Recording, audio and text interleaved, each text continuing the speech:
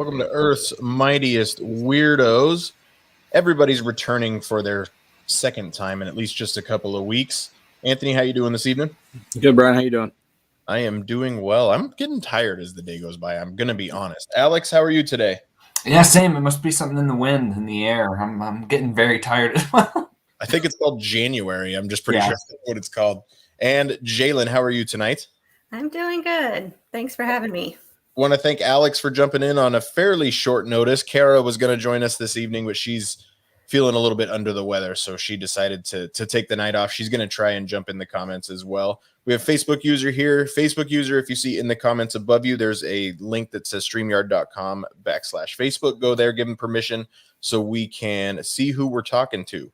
Main Mud Runner is here. We are talking Shang-Chi tonight. I'll explain why it took us so long later on. It was a little bit of just a perfect storm of just everything, but he's got to go to bed. We got to get into it. Hello, son. Hi, Dad. How you doing? Good.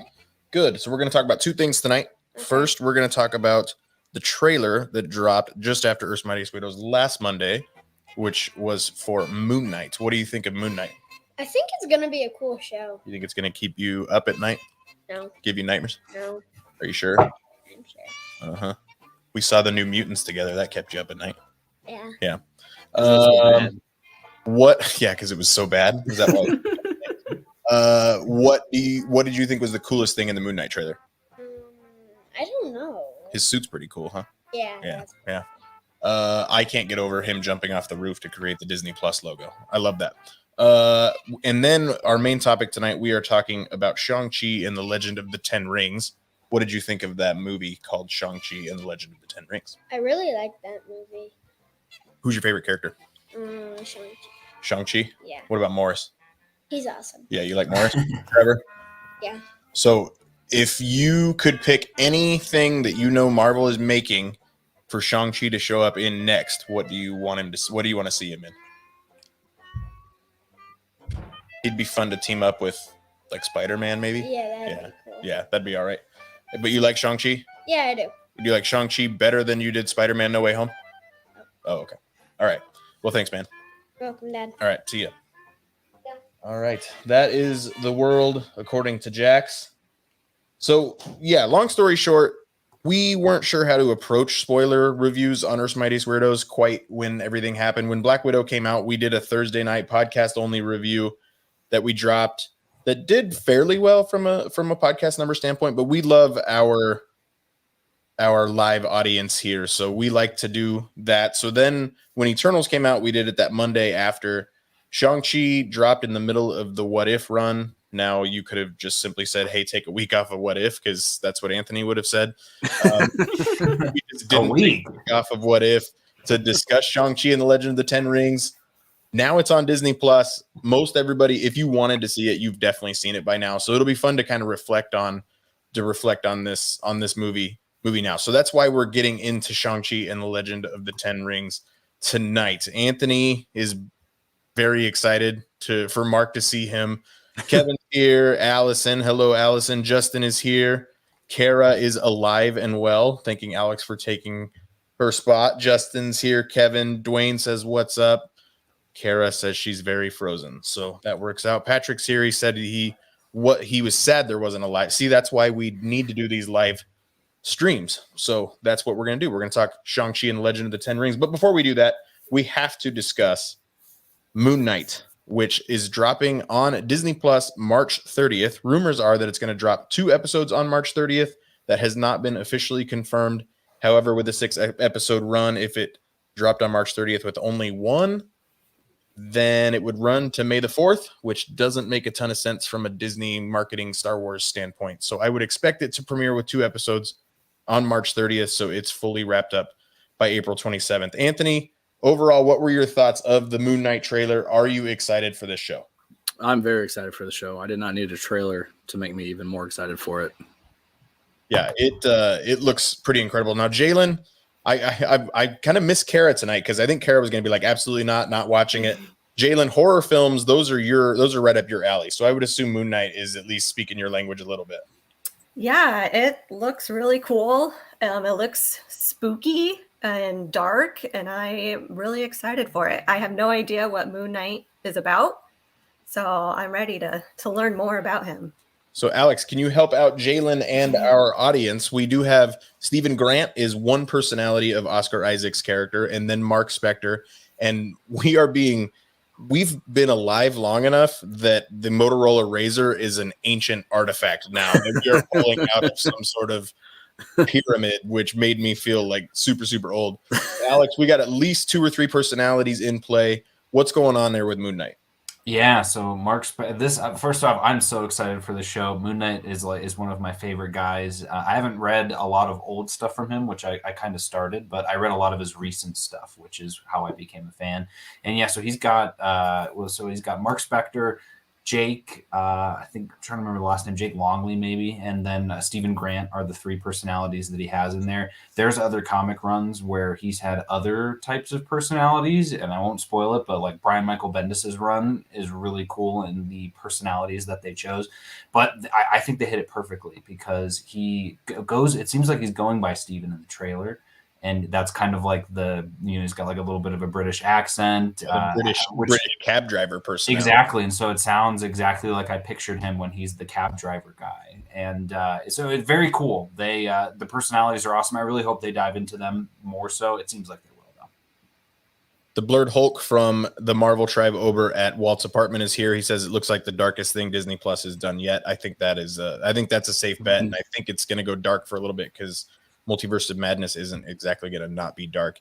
Kara can confirm Moon Knight is not for her. She can't even be bothered to spell it correctly. So that works out. Okay. Kevin says he can't wait for the Mr. Knight persona as well. So he's kind of like Batman to an extent, except Batman dresses in dark because he doesn't want to see his enemies to see him coming, and Moon Knight dresses in white because he doesn't give a crap if you see him coming or not, because he's gonna beat you anyway. Alex, I'm gonna pull this up here. We got a good screenshot from the trailer. That's a Khonshu. What do we need to know about the Khonshu? Anything? Yeah, so Khonshu is the Egyptian god that again, it's a very interesting story, and we'll see how Disney decides to go with it in terms of Mark Spector was a kind of like a soldier for hire, a mercenary after he was in the Marines, I believe, and he was on a mission or something. He basically died in Egypt, and Khonshu came to him and said, like, I'll bring you back to life, but you're going to serve me as my fist. And throughout the stories, though, there's a question of whether that actually happened. And like, is he, possessed by this god, or is he just absolutely psychotic? And so that's something that I hope they really lean into, because like Kevin was saying, Mr. Knight's another one as well. There's just so many different, he'll like break apart his personality. There's a really, I won't spoil any of it, but there's a lot of really cool things that they can do with this to make it insane. Anthony, you were on with us last week prior to seeing the trailer. How excited you were to see Ethan Hawke. He sure seems to be living up to the billing of what we're expecting from a villain played by Ethan Hawke. Yeah, he looks like he's going to be great. He gives me. Did any of you guys watch the Following with Kevin Bacon? Mm-hmm. I know Purefoy was on it. He almost looks like the character that Purefoy plays. He just looks like a religious cult leader, and it's weird because I'm getting definite like Kevin Bacon vibes from Ethan Hawke with the long hair, and it looks like it's going to be good. I know he said he was a little hesitant to play a villain in the MCU, but I think he's going to knock it out of the park. Is he part of the Avengers? I don't know. I haven't been there in a while. He could be. We do get this great shot of him kind of suiting up from there, and then just this view. This view had leaked several months ago at this point. The costume looks absolutely fantastic. Jaylynn, do you have anything we haven't touched on from the Moon Knight trailer that you want to make sure we touch on? Not really. I like that we got the costume reveal in the trailer, because all the other shows we've gotten like the costume reveal on like the last episode. But they've all been like returning MCU characters. Mm-hmm. This is kind of our first one where we're introducing a whole brand new person. Like Sylvie's obviously a little different, but yeah, the costume is sweet. And like I said, I can't get over him jumping off a rooftop, creating the Disney Plus logo. I think it's awesome. I didn't think anything would ever top the Falcon and the Winter Soldier with the shield, creating the Disney Plus logo, but I think this is just as good. I love it. All right. So we are going to get into talking about Shang-Chi now. So overall, Jaylynn, we'll start with you. This movie has a very special place in a lot of people's hearts for a myriad of reasons. But this one, I mean, Simu Liu has been very vocal of the existence of Shang-Chi, thanking Chadwick Boseman and Black Panther and Ryan Coogler and everybody involved with that film, saying that Shang-Chi has existence because of Black Panther. And Jaylynn, I know this was something that really stood out to you. What were your expectations for Shang-Chi before we got a movie that you absolutely love, just like the rest of us?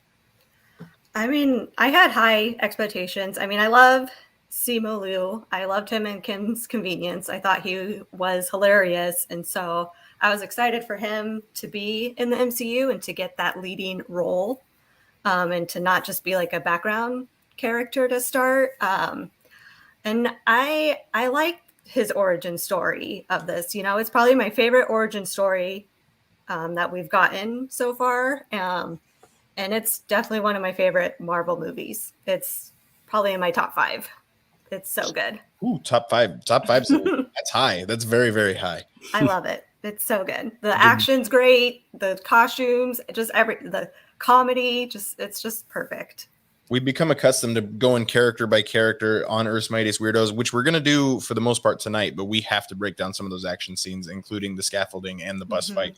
Alex, where does Shang-Chi rank for you? Is it also near the top 5? Is it? It's definitely high up there. I'd have to double check in real time where it lands on the list. My list is ever changing, and it's a struggle to kind of pin it down. I will say for 2021, it was my number 4 movie of the year. So it was pretty high up there. But no, I love this movie. I have it at number 7 right now. That's basically right up there with Jaylynn. So I absolutely love this movie. Expectation wise, going into it, I tried to have no expectations just because I've read a few things of his from the comics, and a lot of his stuff though is very problematic in the comics. And so I knew that Marvel, and they'd said it too, of like, we're going to be making a lot of changes. And so I was like, okay, I'll just go in fresh faced. I don't want to even have any comparison. And I think that's what helped a lot of it. It blew me away. Made Mun Runner says might be top 5 there too. Yeah, I think we all. Alex, did you get a chance to see it early? I know Anthony. No, I missed out on that. Anthony was going to hook me up on that, or I guess he was willing to hook me up. I wasn't able to at the time. We had a little bit of mismatch with our travels. Oh, yeah, I forgot you were here for that. Yeah, I was literally. It was crazy. I was in St. Louis at the same time, but our just schedules didn't work.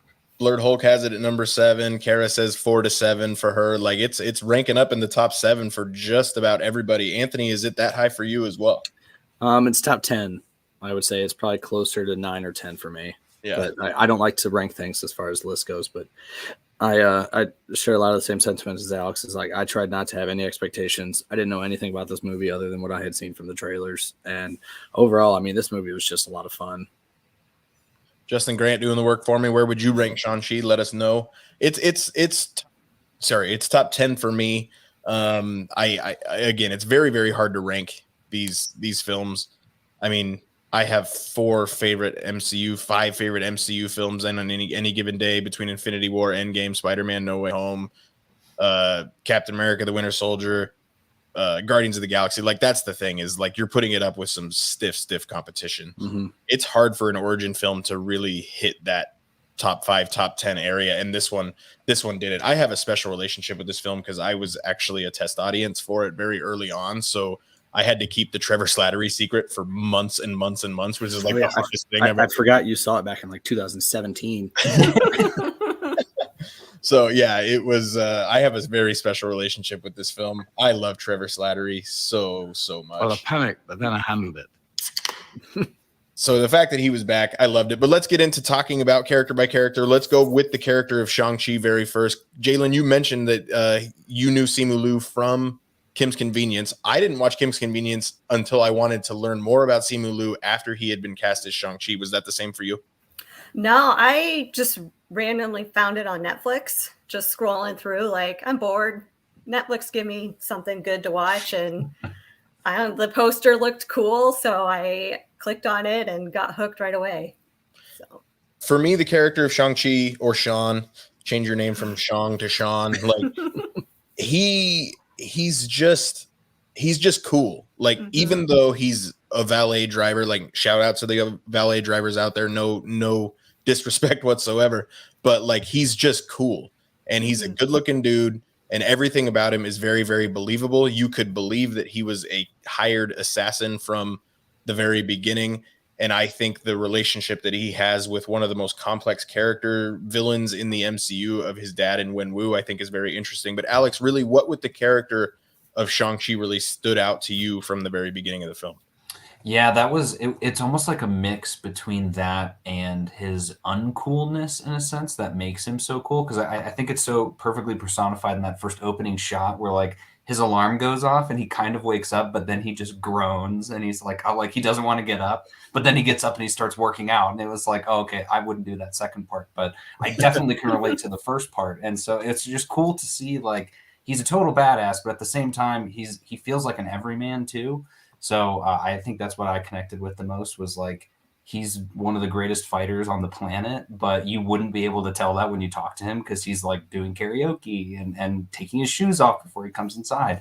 So just really cool guy. Yeah, they like try to pull the old okey doke on you where you think he's driving the BMW. Oh, yeah. Like, and then it's a completely different person that gets out of the vehicle. But Anthony, what about the character of Shang-Chi really stood out to you?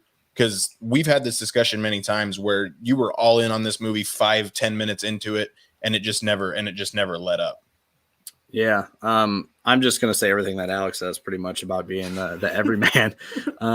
You know, just like he was saying, you know, he's professional at work. Like, you know, doesn't want Katie to drive the car because he's afraid she's gonna crash it, and you know, doesn't know who Jeff Gordon is. He's like, trust me, I'm the Asian Jeff Gordon. I don't know what that means. And you know, and then all of a sudden he's, you know, making terrible decisions late at night, going out drinking, doing karaoke when he has to be up bright and early for work the next morning. And, you know, just like he said, exactly, nailed it. The everyman, you know, has a friend, you know, is respectful to the family and just an overall good guy who's trying to move on from what childhood he had. And then just to move on to put it in the past and be done with it. I like to think of myself as the everyman. If he's the everyman, I do not look like that without a shirt on. So I will say that right there. Blurred Hulk says Marvel fixed how little they used Sir Ben Kingsley in Iron Man. Iron Man 3. Like I don't know. I think he fits Iron Man 3 perfectly, but yes, he's underutilized for how talented Sir Ben Kingsley is, and the fact that he's in this film for more than half of it and they kept the whole thing a secret, I think was what made it so good. And then having Morris really, really amped that up. Kara says, I like to rank top tier, mid tier, bottom tier rather than specific numbers. That does make it easier until you put everything in the top tier. And then I really want to know what's in Kara's bottom tier other than Guardians of the Galaxy Volume 2. So let's move on. Let's talk about his friend. That is all she is. She doesn't ever become a love interest, at least not within the context of this film. Katie, played by Awkwafina. It was the year of Awkwafina. Like I have a hard time simply calling her Awkwafina just because it's a bottled water, but I mean that is what it is. But I didn't really learn about her until Ocean's 8 came around, and now she's been in a ton of stuff. I think she's hilarious in Crazy Rich Asians. She was the voice of Sisu the Dragon in Raya and the Last Dragon. So we'll start again with Jaylynn. Did the character of Katie work for you? Did Awkwafina fit that role? What do you make of her character in this film? I really liked Katie, but I'm also a big fan of Awkwafina, so really she can do no wrong for me. But I really liked her. I thought her dynamic with Shang-Chi was perfect. I know I've said it before that I'm a hopeless romantic and I'm all for those love interests, but I'm 100% happy they did not make Katie and Shang-Chi love interest in this movie. I'm okay if it happens, you know, somewhere down the road, but right now I'm perfectly fine with them being friends because their friendship is just so pure and funny and wholesome, and they just take care of each other, and I love it. We make a good team. I love that. I love that line so much. And I know that's not directed at Shang-Chi. That's simply directed at the garbage truck driver. But still, Alex, where do you stand with Katie and played by Awkwafina? And we're obviously going to see her again, considering she pretty much goes everywhere Shang-Chi goes.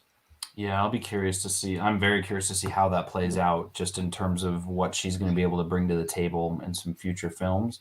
Aquafina is awesome, and you hit some really great highlights. I would also call out, and I'm almost positive it's an Amazon movie, but it's definitely on Prime. The Farewell with Aquafina. Yes, that's really good. So like if you love her as a comedian, you will love her in this movie because she does not play a comedian, and she does a really good job of doing that. So she's got the acting chops. But yeah, I thought she was great.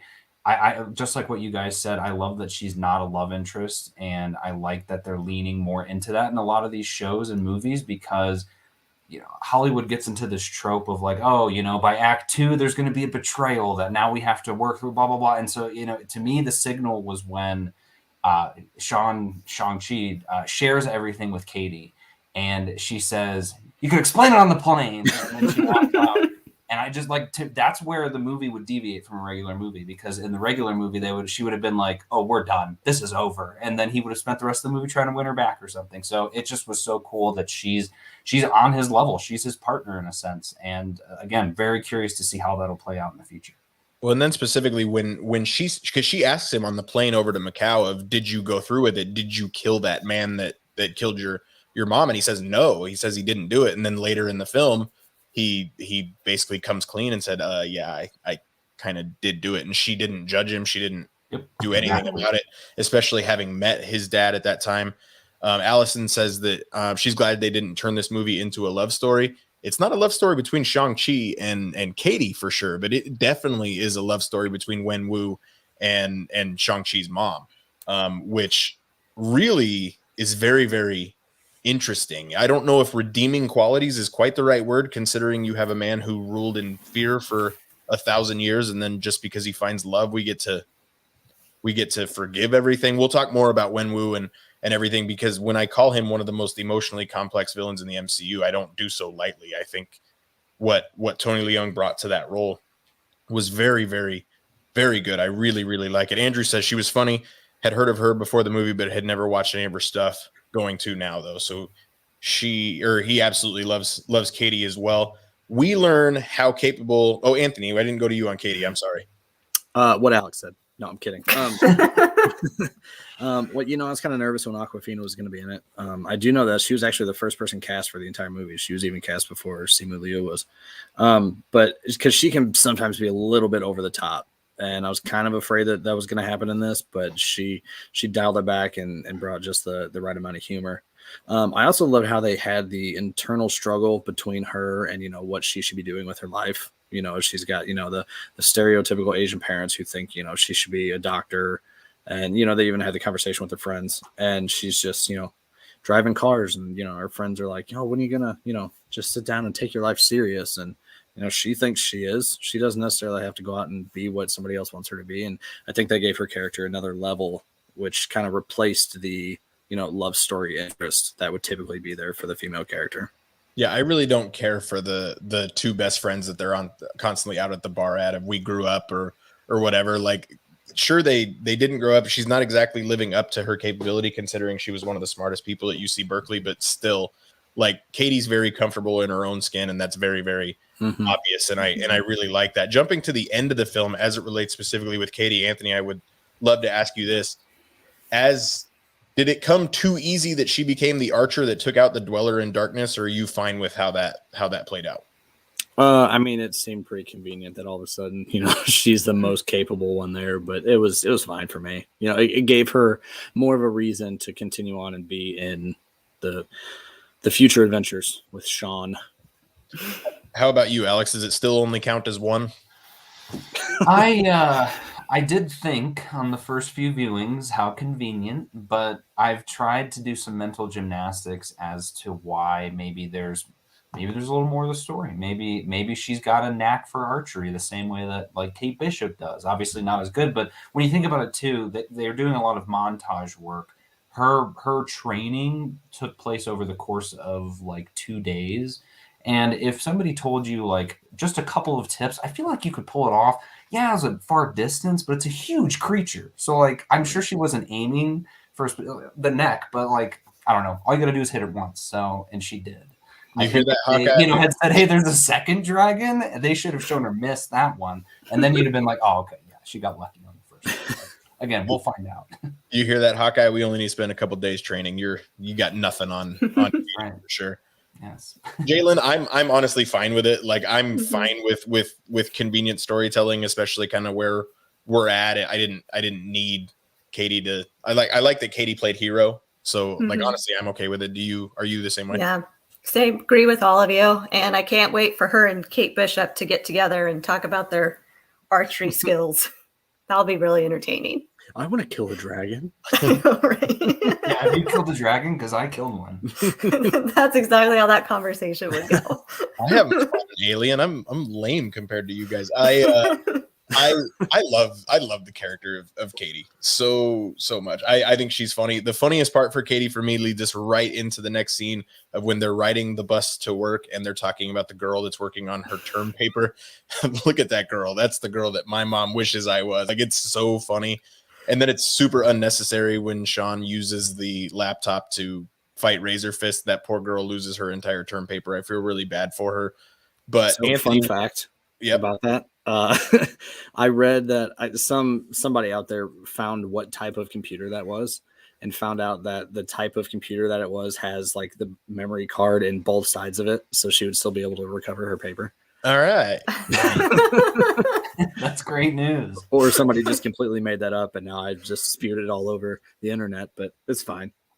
Well, if it's on the internet, it's true. That's what I heard. So Andrew Abraham says he Lincoln said teaches archery during PE classes. It's a very difficult sport, too convenient, but it works fine. So that works out. Okay, so 2 days of training may not be just enough.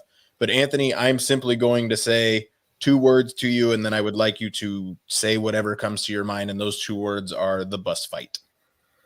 I guess that's 3 Fantastic. words. That was such a cool and innovative fight to show you just how strong he is. You know, to have a fight like that in such close quarters. It's not an elevator, but just to show off the acrobats of him flying around on all the poles and flinging into the driver's seat and out the window and onto the roof and jumping around onto the mirror and then into the bus from the door. I mean, it just showed everything that this guy can do without much warning or preparation either. He's just sitting there minding his own business until that guy walks up and says, give me the pendant. And then it just, hits the fan from there. And Katie has absolutely no idea that he can fight. And then we find out very, very quickly that he can fight. Alex, he said it. He put it on the level of the elevator fight. Do you put the bus fight on the level of Captain America, the Winter Soldier in the elevator? Captain America's elevator fight? Compared to this? No way. No, doesn't even come close. This bus fight is probably one of my favorite fights in the MCU, just because it carries over for a longer distance. Wait, are you saying the bus fight outranks the elevator fight? Yeah, the elevator fight. Now I know what we're doing in one of our Earth's Mightiest Weirdos later on. Yeah, that sounds great. Yeah, no, okay, look, no disrespect to the elevator fight. I recently watched it, and it's awesome. But when you look at it comparatively, I mean, the whole point, too, in the middle of this bus fight, Katie tells him, she says, who are you? And this whole bus fight is essentially your introduction to who he is. So it's and obviously the elevator scene serving multiple purposes too, but it's an absolute banger. You got an amazing soundtrack that's going on with it. Every time I watch the fight, I'm just like, let's go. But then also I recently watched Nobody with Bob Odenkirk. I've seen it a couple times. And you saw it, Anthony? Yeah, I just watched it like 2 nights ago. Yeah, if Kevin McAllister grew up. Yeah, exactly. There's a scene in that movie where he's on the same bus and the people come into the bus and he fights them. And it is so funny to watch it because it's so different because, Shang-Chi is so much more powerful than that guy is. And just, and it also felt very reminiscent of Jackie Chan too. And I think we may talk about that as it goes forward, but they pull a lot of Jackie Chan stunts into this movie. And this one's like straight from Police Story, which was, I love this fight. It's so good. I hope we get Jackie Chan in some sort of role in the sequel. I think would be cool. like if we're gonna do fan service, let's go all the way for like it. a Talo Elder or something. Yeah, something like anything Jackie Chan. Like I would absolutely love it with Chris Tucker maybe as his sidekick. Yeah. Jaylynn, what about you? I know you revere the elevator fight as much as I do. So does it outrank the elevator fight for you? It's at least up there. Like it's up there. I don't think it's better just because that elevator fight scene just has such a special place in my heart that it'll be really hard to top. But this is definitely way up there just because it was so good. It was so epic. And what made me love the scene even more was watching the assembled episode and watching them film this and just what all the actors did like themselves in this fight scene. It just made me love the bus fight scene even more was just watching that assembled episode.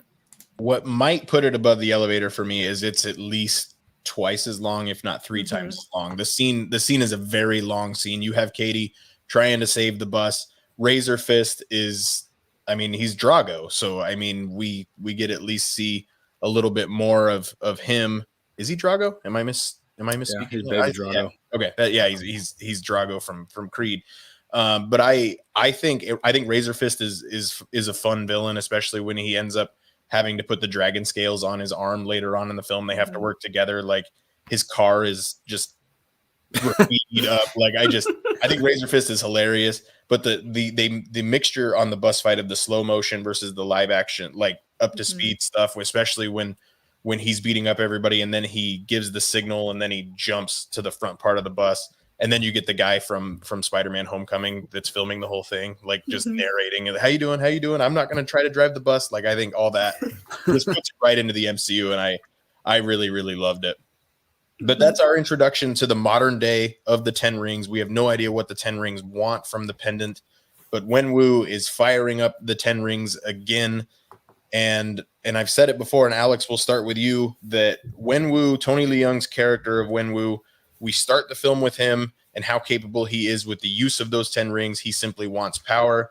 Then we go up to 1996 when he meets their mother and he's willing to leave it all behind for her. Was it a convincing enough love story for you to buy into it from there, and then what his motivations ended up being throughout the film?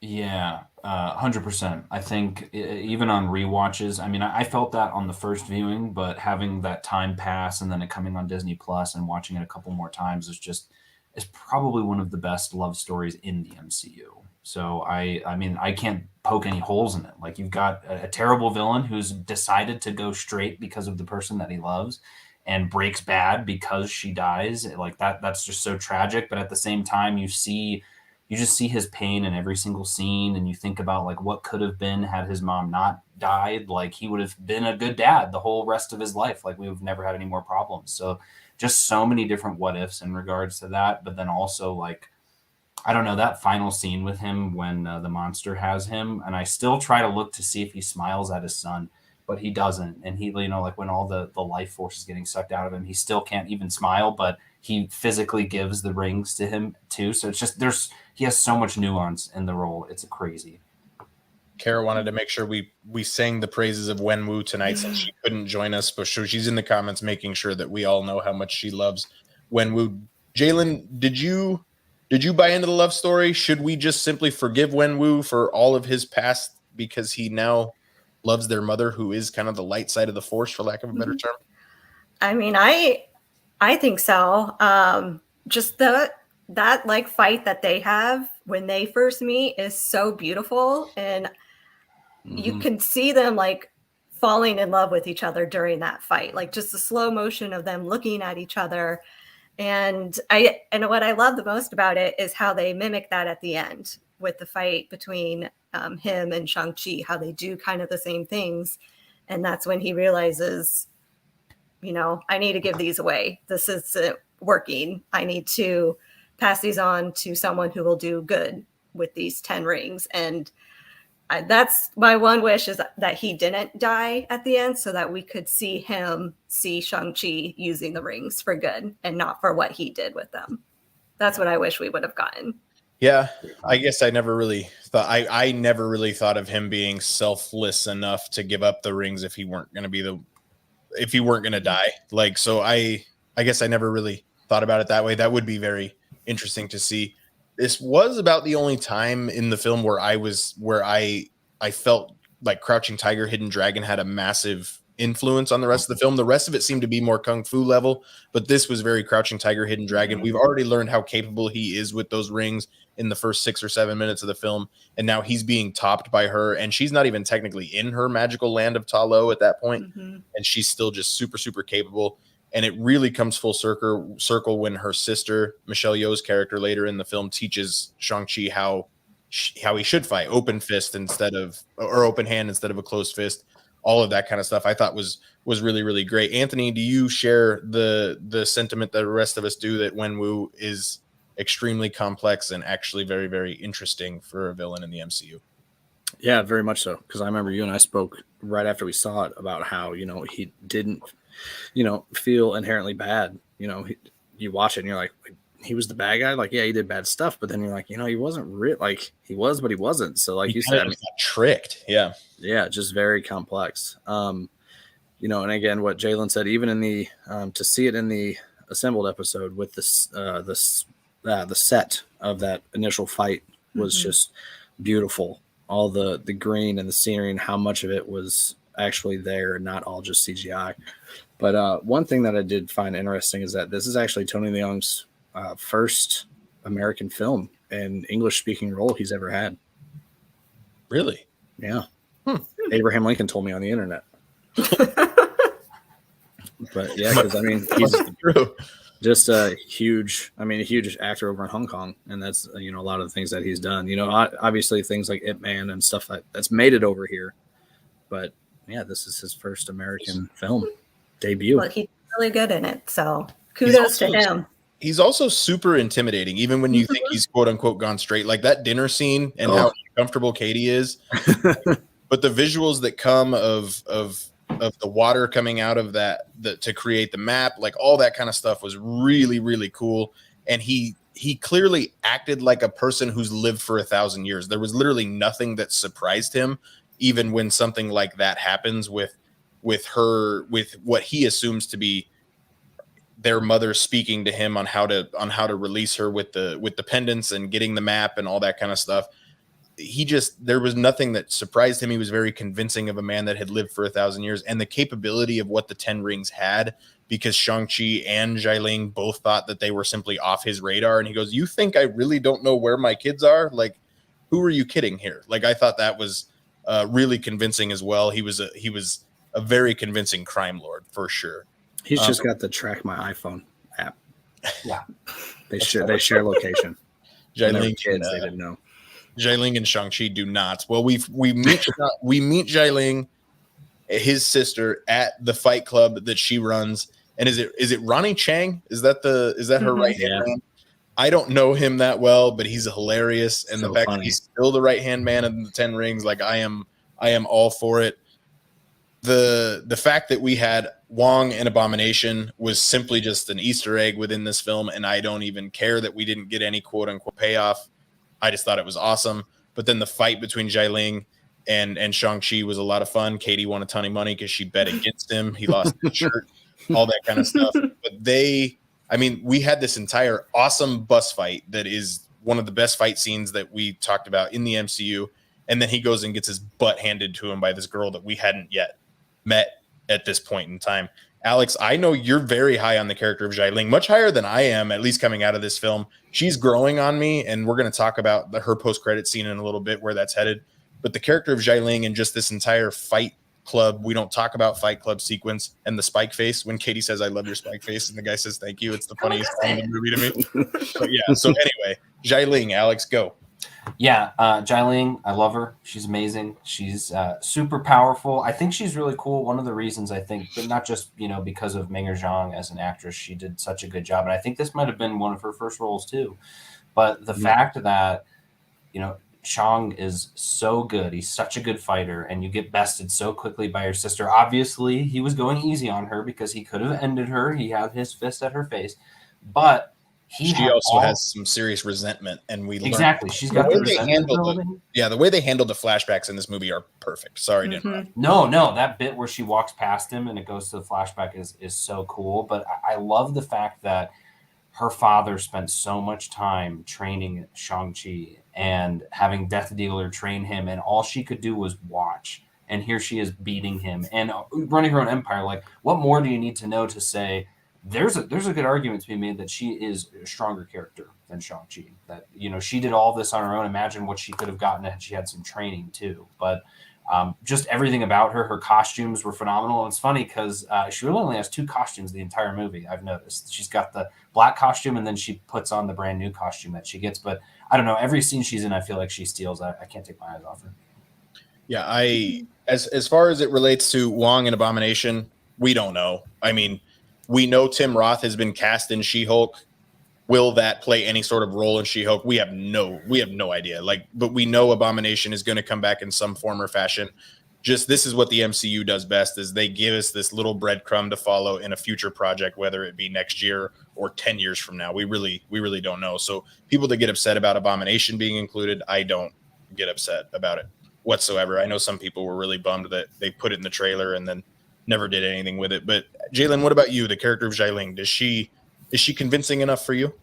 Yeah, I thought she was a total badass in this. Just how she uses that rope thing to Oh yeah. Her like little montage with the bamboo. That was super cool.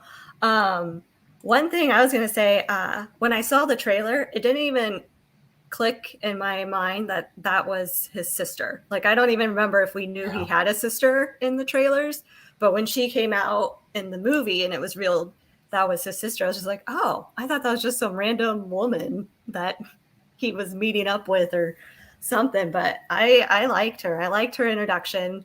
I like that fight between them because it's, you know, not your typical brother and sister fight, but, you know, brothers and sisters fight all the time.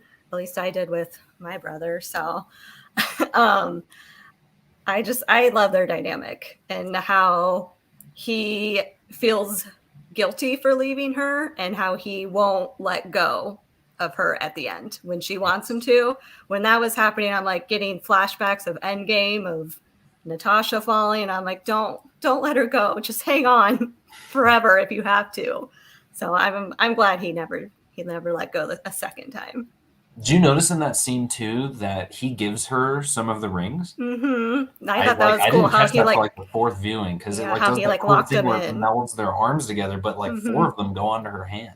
So she kind of got the power too. Yeah, that was super cool. She does give them back though, correct? Oh yeah. He's got possession of all 10 rings by the end of the film. Yes. Mm-hmm. Anthony, Jaylynn took me a little while. I still would call her one of my least favorite characters of the film, that being a very relative term. Am I alone on this one, or is Jaylynn one of your top characters as well? No, I'm in the same boat with you. Before I go into that, I want to echo what Kara said. Ronnie Chang's Netflix special called Asian Comedian Destroys America is absolutely hysterical. If you guys liked him in this, you will love his Netflix special. Oh, that's okay. I speak ABC.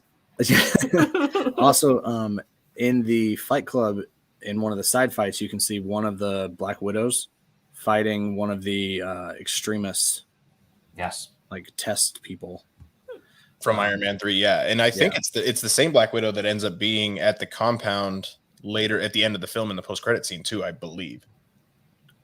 So that was just another little MCU, you know, sprinkling everything into everything. No, Jaylynn was fine. I mean, you know, I didn't love her. I didn't hate her.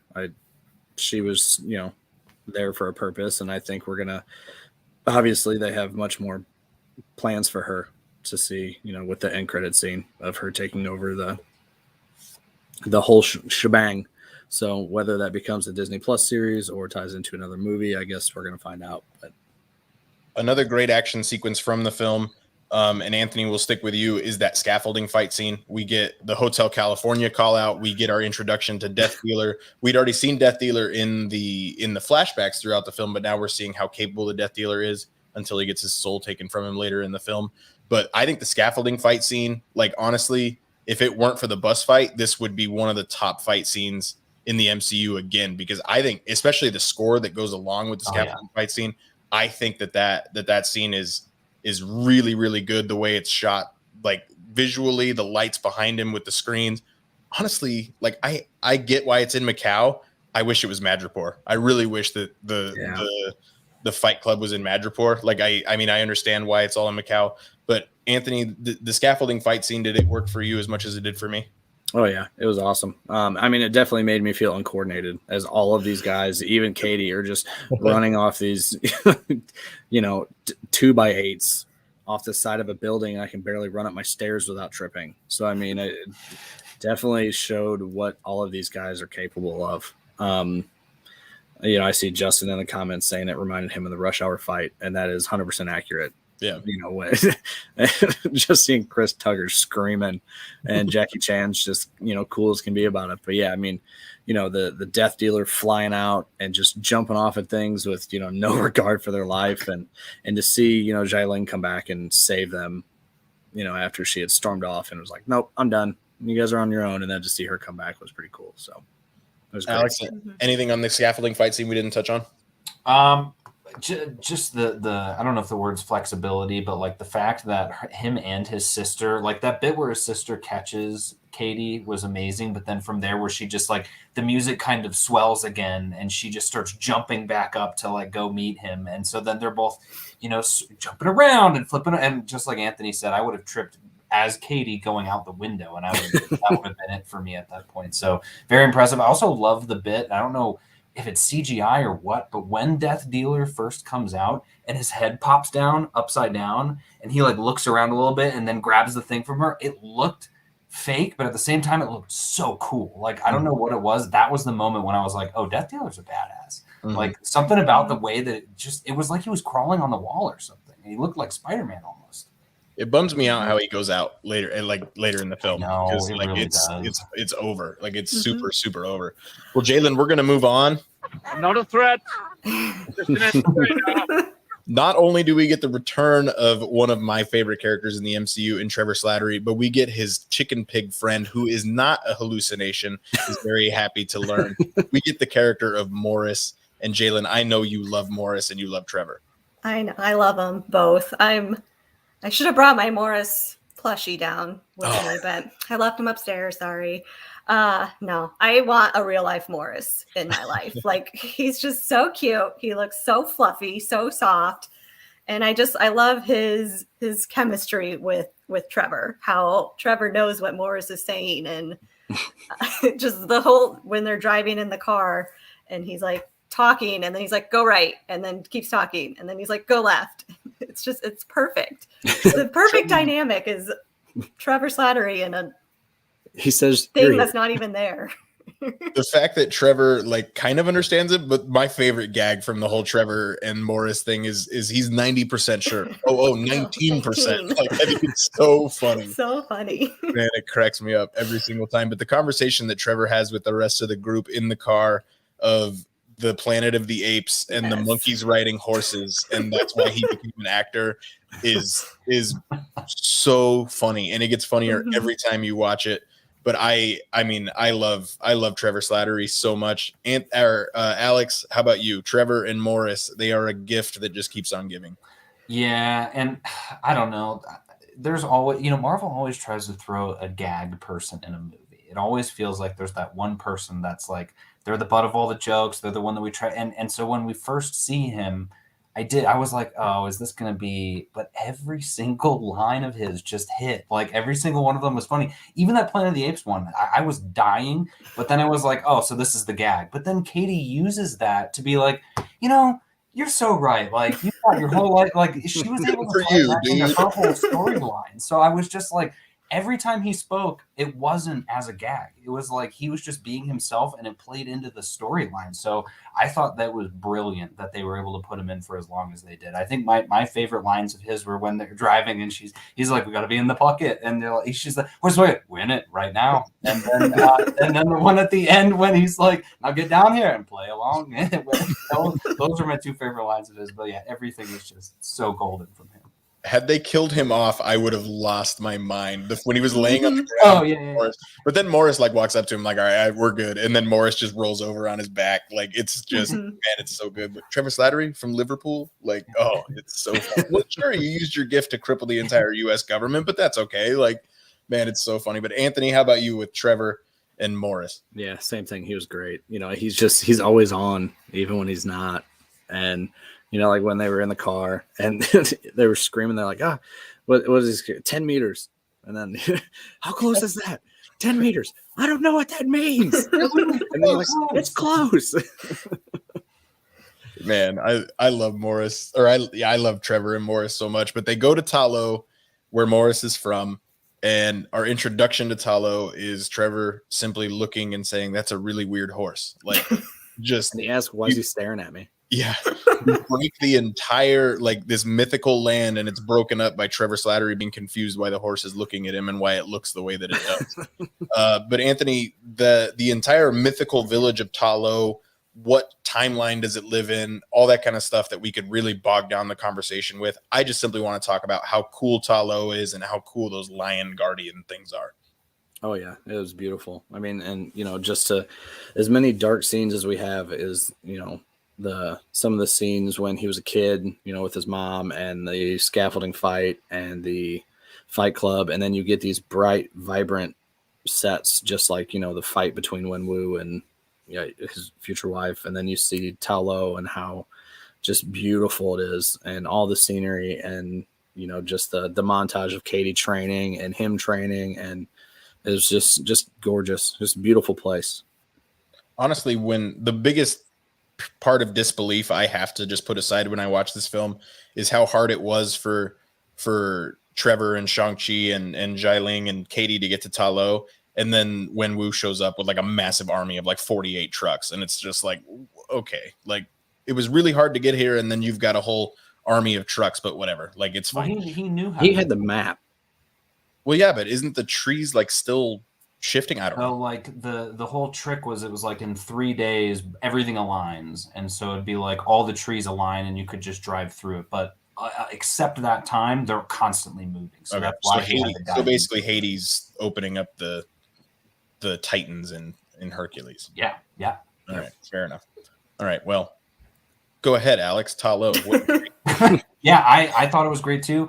I'll echo what you guys said. I guess to add, I liked that. I loved, again, a very easy moment where we're going to go to Talo, we're sneaking away from everyone, and then something happens and they don't make it, and you never really think that, but it was like Trevor was a very reliable guide, or I guess Morris was, and they made it there just fine. But even then, it was like they just are slowly driving in this razor fist vehicle, like through the water and all this stuff. And it all worked. They got there. Like there was not a single issue. And then we get to see all the cool animals. I loved the nine-tailed fox.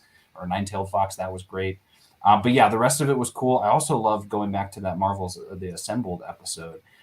It felt a lot like this was kind of Hobbiton in a sense, of the kind of New Zealand set of where they just created Talo on the side of a field, and they showed how like it was a bit where Ben Kingsley was saying like every little tile, there's like jade tiles on the ground that you can't notice, you wouldn't even see it in the movie, yet we as actors can see that, and it helps. Oh yeah, when he knew, and he was talking about how they weren't even going to film in there. But yeah, exactly. And I was just like, that's so cool to me. That is the level of detail that deserves an Oscar. The man Pete McDevitt is here. Thanks for joining us, Pete. It's good to see you. Thanks for coming. Yeah, that Assembled episode, honestly, I think it's my favorite of all the Assembled episodes. They just keep it better. Yeah, I really like the WandaVision one. I know that'll surprise absolutely nobody in our audience, but like I think this Assembled one, especially talking into how much special effects they had to do remotely because of the pandemic and all that kind of stuff, really, really, really interesting stuff. Jaylynn, before we move on to the post-credit scene and kind of wrap up, what were your thoughts on Talo, especially the Great Protector and its fight against the Dweller in Darkness? I was not expecting that. Super mythical, and it was again, not, yeah. It was. I mean, it worked really well, but it came as a complete surprise that there was an evil dragon thing behind this wall, whatever you want to call it. That can sound like anything that it needs to sound. Yeah. So that was totally unexpected, but I loved it, and I want to visit Talo. I want it to be real. I want to go there. It looks so pretty, and I want to cuddle with those nine-tailed foxes because they were so cute. On a Southwest flight to get there. Yes. Runner says, where is the Assembled episode for Hawkeye? I believe that comes out February 9th. It was supposed to come out last week, and then it got pushed back, so it's coming out February 9th. And then I think we're getting one for Eternals like the next week or something. I think they're both coming out in February. So we're getting Hawkeye assembled on February 9th, and I think February 16th for the assembled Eternals. I really don't think we're going to get an assembled for No Way Home, and I desperately need that to be included on the special features or something, because I just need to see certain people walking on set for the first time. So let's talk about actually real quick, Alex, I want to give you a chance to talk about it. Went super mythical with the Great Protector and the Dweller in Darkness. Very different from an MCU standpoint. They actually pride themselves on being fairly grounded within a real world aspect to an extent. They threw all that out the window, and I think it still really, really worked. Oh, 100%. And I was trying to remember, I was going to ask, like, did any of you try to guess who the Dweller in Darkness was before you found out who it was? Like, I'm trying to remember if I thought it was anyone else, because I'm like, oh man, like you see the claw in the drawing or the kind of statues on the side, and I was just like, is that a Marvel character? Like, I have no idea. And even when it came out, I was racking my brains like, is this? And maybe it's like some minor character, but I just love that they were like, you know what, swing for the fences. We're in Talo, nothing here matters. Like, we're living outside of time and space. Bring a giant dragon and bring a giant, creature. And it was so cool that they did that. Like, again, this is an origin movie. When you compare this to what happened in Iron Man or what happened in the first Captain America movie, like, so much happens in this, and there's so much world building at one time. It's crazy. I'm just gonna assume that in Iron Man, Falcor is flying around somewhere from the Neverending Story. Yeah, That's headcanon. He's on the other side of the clouds when Tony's out flying for the first time, talking to Rhodey. And Alex did mention Hobbiton. Just get ready for the Rings of Power in September 2nd of 2000 of this year. Like, Earth's Mightiest Weirdos takes on Lord of the Rings, maybe, because I can't for that show. All right, so let's talk about the post-credit scene. Alex, let's start with you. First post-credit scene, we get Wong pulling Shang-Chi and Katie out of the bar. He's going to Venmo his friends for the drinks. And we find out that even Wong has no clue what these rings are, but they've got a beacon, and he's talking to a fully human Bruce Banner and Carol Danvers with long hair. So a decent amount of time has passed at this point. I think this is the MCU's plan. We don't know exactly where everything's just simply present day now. We don't need to know exactly where everything fits in. I'm cool with it. But Bruce Banner, Carol Danvers, we have no idea. Anthony, where do you think the 10 rings come from? I honestly thought we might have gotten something in Eternals, and I don't think we did. Nothing, at least that screamed out to me. Do you have any interest where the 10 rings are from, and where do you think they'll pop up next? I don't know, and I don't know. I did watch Eternals the other night with my wife for the first time, and she asked, and she's just kind of a casual Marvel fan, and she kind of looked at me. She goes, "The rings that Fastos makes, for the Eternals for the Unimind," and she goes, "Is that the 10 rings from Shang-Chi?" I kind of looked at her. I was like, "No, it's not." I knew in my mind it wasn't, but for a casual fan to not really necessarily know, I was like, I mean, that was a pretty solid guess there. But no, I mean, I have no idea. I love how Carol just pulls a Batman and just was like, "Oh, I gotta go by." Bruce can give me my number. I don't have her number. She just does that. I'm curious, and hopefully we do see at some point the other half. We see Carol talking to them, and then whatever happens that pulls her away, we get to see. So then we kind of figure out where the timeline, everything goes on. I did enjoy her with the long hair. Yeah. But yeah, I have no idea. Couldn't tell you. The fact that the Sorcerer Supreme has enough time to go out karaoke, that really works well for me. Alex, any theories on where the 10 rings come from or the next time we see them?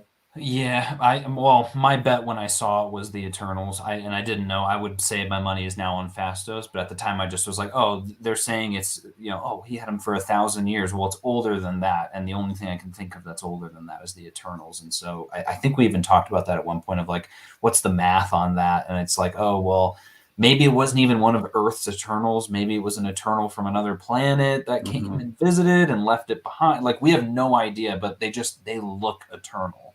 And so I don't know beyond that, but I'm very curious. And yeah, with the whole revelation of Wong, I think that this scene is like a nexus point, and not in the sense of like, just in the sense of the MCU. I think we're going to find that this moment is like current day MCU of like, Bruce Banner being the way that he is, that's something from She-Hulk. Captain Marvel doing what she's doing, that's from the Marvels. And then Wong doing what he's doing, that's probably Multiverse of Madness, or he's slowly starting to assemble the new Avengers, so to speak. So like I think that scene, you don't really realize it right away, but I think that's going to reveal a lot of things going forward. I just get all sorts of giddy when Bruce says "Welcome to the circus." Like I love that. I love it so. I love it so much. Jaylynn, how about you? Are you any theories? Or you're just excited to see him again whenever it happens? Yep, I'm excited. I got no theories because I'm not that smart to think where they can show up next. But I am excited, and hopefully we learn why and how Bruce is back to being Bruce. But his arm is still in a sling, so I want to know more about that, and hopefully we find out more in She-Hulk. I would have to assume that that's going to come up at some. Because that was another big surprise. I wasn't expecting to see him or Carol at the end of that movie, but I'm Now it doesn't seem like the time Marvel's just going to gloss over some details. right. Be like, oh, we just forgot to The Professor Hulk. We just forgot to make him green. Right. Well, it's amazing with how confusing that scene is that for me, it's the least confusing of the two because I have no idea what to make of the second post-credit scene. Is Jaylynn friend or foe at this point? What do you think? She seems foe to me. Sure Just the does. way she goes and sits on that chair just has like a evil vibe to it. But I don't think she's going to be like the next big bad villain of the next Shang-Chi movie. But I think there's going to be something there because she went there and Shang-Chi thinking she went there to shut down the 10 rings. And that's she said but she was. she's not. Mhm. Yeah, it's still going. But I mean, she has both men and women training together. But I feel like there's something there. They're just like I said, just the way she sat on that chair just had that powerful vibe to it. And a lot more technology than Wenwu had. She's using the internet for whatever cause that she's using the internet for. It says the 10 rings will return. My bet is Armor Wars would be the most logical sense of when the 10 rings will return. I really don't know. But I'm far more interested in Jaylynn being a foe because I think she's a very capable villain, especially with the 10 rings behind her. I'm very, very interested in that. I all of a sudden don't want the 10 rings to become like, I don't know, like the Red Cross or something where they're trying to do good around the world, like secretly. I really don't. I think the 10 rings, the Armor Wars makes the most sense for me. Alex, what do you think here? Friend or foe? I hope friend. Foe, I wouldn't mind either, as long as we get to see more of her. I think that, and I don't know if it had any bearing on it because they're brand new comics, but in the current Shang-Chi comic right now, he took over the 10 rings from his father. And it's all kind of different in the comics, but his whole thing is like he's trying to change the 10 rings from the inside. And I don't know, I wouldn't say she's doing the exact same thing, but I could see her saying like, well, I'm not going to, there's no reason to stop this, right? Like, it was a good thing going. I can infuse my own power into this to make it something even better.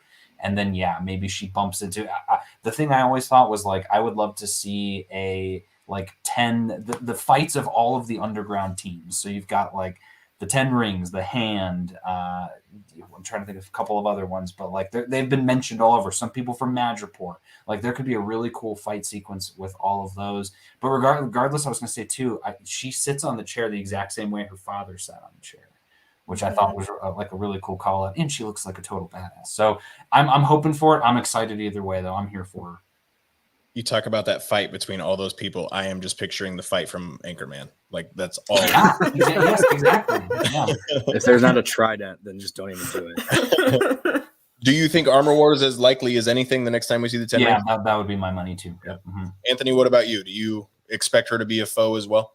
Yeah. I mean, I don't really have much of anything new to add from the two of them, but yeah.